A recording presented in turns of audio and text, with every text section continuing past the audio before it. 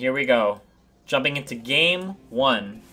Go ahead and call it down, minigun. Let me set my stuff. My computer is frozen. Really? Yeah. Am I lagging? No. Oh no! It's the one crash, isn't it? Huh? Is it? Hey, don't leave me. What? Can you push like F9 or whatever and hear the noise, or F10 and do you hear the noise when you push it?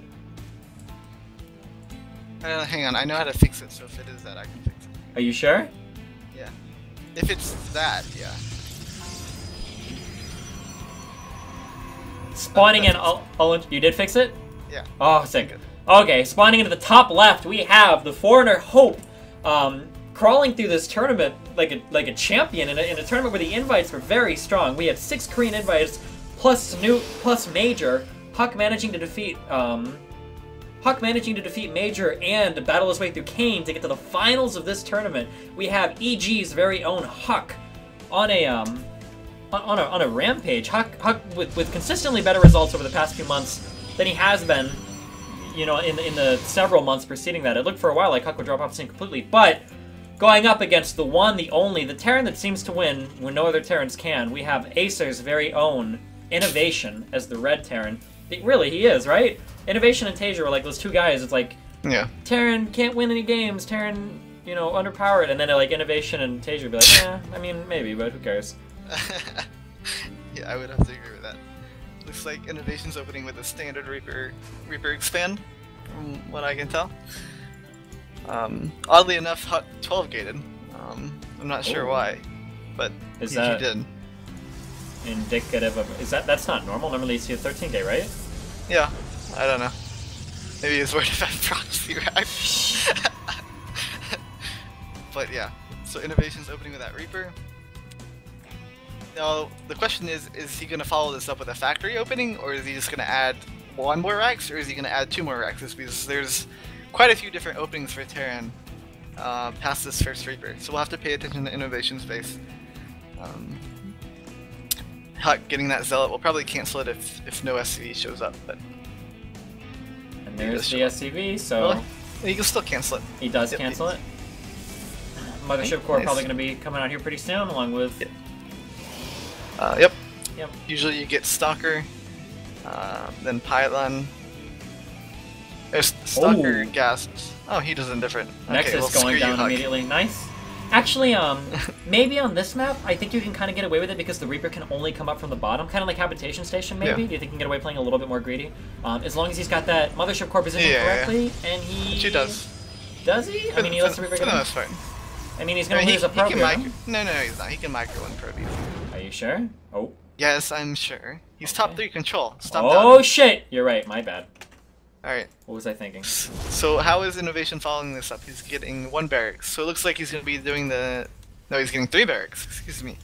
So he might be doing really heavy aggression with these 3 racks before medevacs. That's what I would at least assume scouting this. With a 2 racks variation, you get much fewer units, so you get up to medevacs faster, and you usually get a +1. But he's opting with a 3 racks route.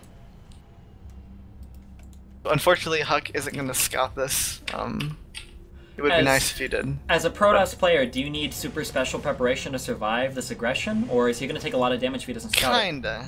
Is this the kind of build where the Terran will try to stim and like run up the ramp as soon as they get like all the sentries? Yeah, it's that kind of build. Gotcha. And he's going for forts. Like the safest thing you can do against this build is by going Robo into 2 more gates. And he's only made 1 Stalker, and that's it. Seeing these 4 Marines at the ramp, does this give HuK some kind of a read on what's going on, or is he still pretty much in the dark? He's just completely in the dark. Okay. This could be a Widow Mine opening for all he knows. So that kind of sucks for him. I'm a little bit worried for him, to be honest. There's going to be a lot of units pushing up his ramp very, very soon, and he's not going to have a lot of production to deal with it. Not losing 1 probe to the Reaper. It's okay though. He really needs a 3rd gateway. Because here comes INnoVation soon. Pushing up. I mean, 1 photon overcharge will last, you know, a little while, but it's the push after that that's really gonna hurt. For sure. Although I think HuK will have 2 photon overcharges, no? Wait, how much is a photon overcharge? Yeah, 100. Yeah. Yeah, he might have two. It seems to me that the scariest part about this push is if the Protoss makes a control mistake and loses all the sentries and there's no force field left and the Terran is able to run up the ramp, at that point it seems like... Because in the process of that happening, it seems like the Protoss always loses the Mothership Core too. He warped in that sentry in a very scary spot. Yeah, that was... I mean, no stem, I guess, for innovation, but if he would have ran forward and picked that off... I mean, the second push, even with Photon Overcharge, I mean, sometimes they just stem in and just target your sentries and your Stalker and your Mothership Core and then run out. And you're still on the losing end of that. For sure. I've seen, I believe Major did that kind of opening to HuK. I don't remember if he won or lost that game. He might have did it in 2 games. That's not the most uncommon Terran opening. But yeah, you're right, it's not. But HuK's actually making an Immortal, and that's actually very, very smart. He definitely needs this Immortal to stay alive. He's even adding a Photon Overcharge, so he's not treating this lightly at all, which he shouldn't. Adding a Photon Cannon? Yeah. So it looks like HuK will have that second Photon Overcharge if this attack moves in again. He does have. Yeah, I think he's fine with the Immortal. I like the Observer, and the Observer is out there too, so he sees it coming. Oh, that Photon Cannon is going to drop pretty fast. Doesn't even get canceled, unfortunately. Ooh. The Immortal target fire down almost. Oh my God, he saves it with 4 HP. Guardian Shield goes down as well. He needs to keep that Immortal back and save so he can regen its shields. What excellent a control save. from HuK. Oh my God. Very awesome. Yeah. Doesn't hardly take any damage. Doesn't lose any sentries. Doesn't lose the Immortal. He lost the Photon Cannon, but I mean, no gas loss there. So that's a perfect opening, I think, from HuK. I mean, as best as you can hope for. Second Observer sitting over INnoVation's natural, so HuK has a pretty good idea of what's going to be going on. Yeah. Would like the OBS looking at his main though, to see if 2 more Raxes go down before his 3rd CC. That's what you're basically looking for. Or even a 2nd starport added. But looks like INnoVation's throwing down that 3rd CC, means HuK should be taking his fairly soon. He's going to want a Twilight Council. Twilight Council should be coming down very soon for HuK. This is scary here. If HuK doesn't manage to see this drop coming, although he's already got some units in the main, but if the units are dropped, if the units are dropped right around the Colossus could just be picked up. Oh, but it looks like INnoVation's going to drop up here. He does have stem available. Oh, did HuK see that at all? I don't think he did. Yeah, I don't think he's got the Photon Cannon already in the main though. As long as the Colossus doesn't get picked off, I think that's an okay trade for HuK. He's fine. Pressure down here at the natural. Another Photon Cannon. Nice target fire by INnoVation. They're picking off all 3 probes from the gas. Oh, losing both Marauders and the Marine though. Nice. INnoVation try dropping up again. Oh my God. This is one of the really good things that HuK does that I don't see a lot of Protoss players being able to do well, is he's really good at splitting his army between his bases. That was one of like the defining things I noticed between his series against Major, is that he was so good on his decision to split his army like perfectly between his bases to defend against multi-pronged harass. He was so good at doing that, and he just did it really well there. His Twilight Council timing worries me though, because he's not adding a Twilight, and his 4th gas at his natural isn't being used. That's pretty huge. I wonder if he noticed the probes getting picked off. I don't think he did. No, he has to, because I think he tried to pull off one of the gas probes, but I don't know. Regardless, yeah, he's forgotten about it. INnoVation dropping in at the top base again. Only manages to pick up a cannon and a single probe. No blink yet. Blink would be really helpful. Oh, manages to pick off Twilight. Oh, picking up that second medevac would have been good. Managed to pick off 1. Yeah, we really need to see that Twilight going down. I think he's doing an all-in. Probably. INnoVation had a really sick timing on the 3rd. I would imagine that HuK has to do, if not an all-in, I mean, he takes it behind us and does a lot of damage. Proxy pylons set up, and he's got no Twilight. This has to be all-in.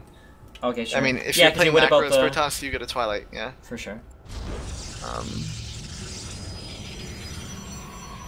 Oh, INnoVation running around real fast to pick off this pylon.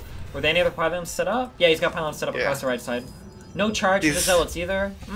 He's got 4 Vikings though. 4 Vikings against 3 Colossi. That's not 4 Colossi. That's not what you want. Right? Oh, never mind. Yeah, the fourth one is really late. Yeah. So he's gonna be able to make this CC lift off for sure.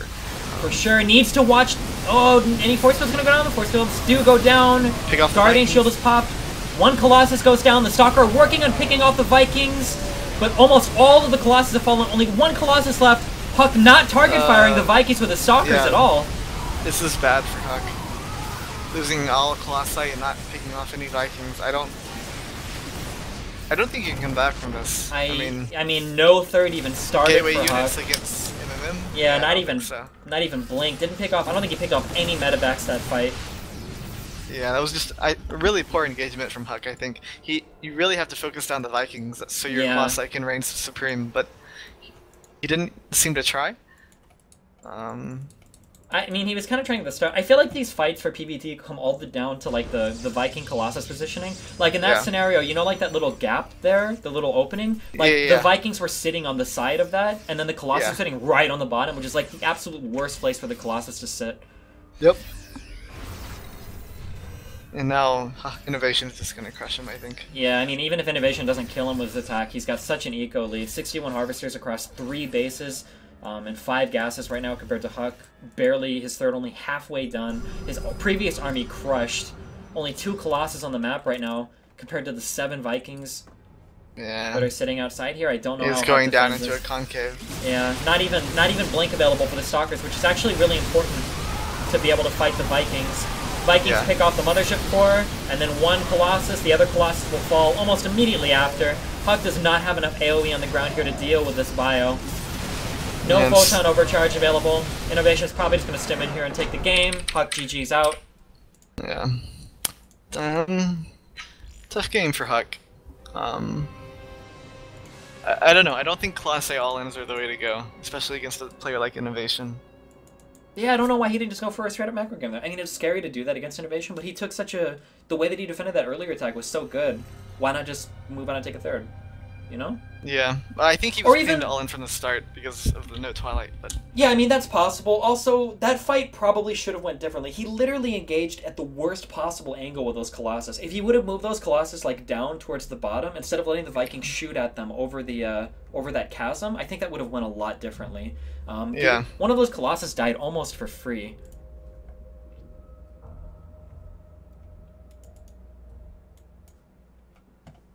Alright, so second map will be Overgrowth. I think that's probably the best Protoss map PvT. It's a very standard map. I think all Protoss feel confident playing on Overgrowth. If you say so. Oh, I say so.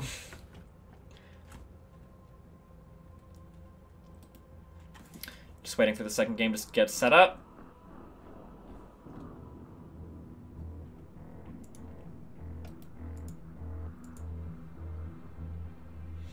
How you doing, Minigun? I'm doing good. Is HuK gonna be able to do it? Well, I mean, the dream's already alive.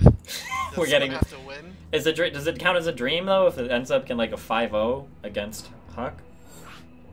I don't think it will. I think he played well that game. I think he just made a few mistakes. Like, it can look really bad PvT. Like, simple mistakes like not targeting the Vikings. If you don't, you just flat out die. Yeah, the fights are so important in this matchup. Yeah. I guess not that they're like, not that the fights aren't important in other matchups, but like the Viking Colossus dance is like so crucial. Like it seems like however that dance goes, like the fight completely snowballs against the other party after that. Oh yeah.